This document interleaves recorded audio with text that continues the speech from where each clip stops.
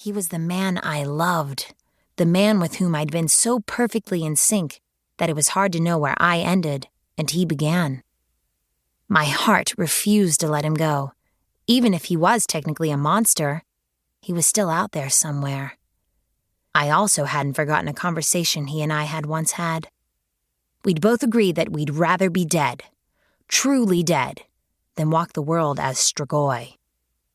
And once I'd had my mourning time for the goodness he'd lost, I'd decided I had to honor his wishes. Even if he no longer believed in them, I had to find him. I had to kill him and free his soul from that dark, unnatural state. I knew it was what the Dimitri I had loved would have wanted. Killing Strigoi isn't easy, though. They're insanely fast and strong. They have no mercy. I'd killed a number of them already. Pretty crazy for someone who was freshly 18. And I knew taking on Dimitri would be my greatest challenge, both physically and emotionally. In fact, the emotional consequences had kicked in as soon as I made my decision.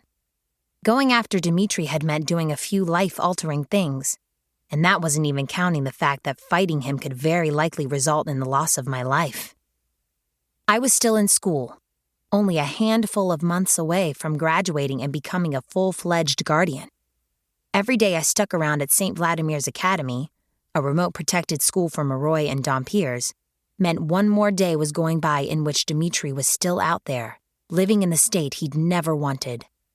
I loved him too much to allow that. So I'd had to leave school early and go out among humans, abandoning the world I'd lived in nearly my entire life. Leaving had also meant abandoning one other thing, or rather, a person. My best friend Lissa, also known as Vasilisa Dragomir. Lissa was Moroi, the last in a royal line.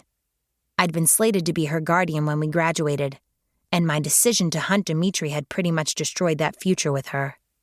I'd had no choice but to leave her. Aside from our friendship, Lissa and I had a unique connection. Each Moroi specializes in a type of elemental magic: earth, air, water, or fire. Until recently, we'd believed there were only those 4 elements. Then we discovered a 5th: spirit.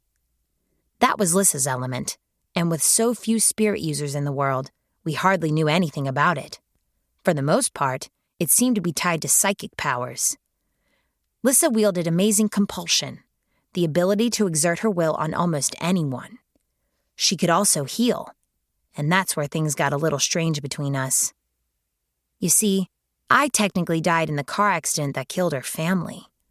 Lissa had brought me back from the world of the dead without realizing it, creating a psychic bond between us. Ever since then, I was always aware of her presence and thoughts. I could tell what she was thinking and feel when she was in trouble. We had also recently discovered I could see ghosts and spirits who hadn't yet left this world, something I found disconcerting and struggled to block out. The whole phenomenon was called being shadow-kissed. Our shadow-kissed bond made me the ideal choice to protect Lissa, since I would instantly know if she was in trouble. I'd promised to protect her my whole life. But then Dimitri, tall, gorgeous, fierce Dimitri, had changed it all. I'd been faced with that horrible choice: continue to protect Lissa or free Dimitri's soul. Choosing between them had broken my heart, leaving an ache in my chest and tears in my eyes. My parting with Lissa had been agonizing. We'd been best friends since kindergarten, and my departure was a shock for both of us. To be fair, she'd never seen it coming. I'd kept my romance with Dimitri a secret. He was my instructor, 7 years older than me, and had been assigned to be her guardian as well. As such, he and I had tried hard to fight our attraction, knowing we had to focus on Lissa more than anything else, and that we'd also get in a fair amount of trouble for our student-teacher relationship. But being kept from Dimitri, even though I'd agreed to it, had caused me to build up a lot of unspoken resentment toward Lissa. I probably should have talked to her about it and explained my frustration over having my entire life planned out.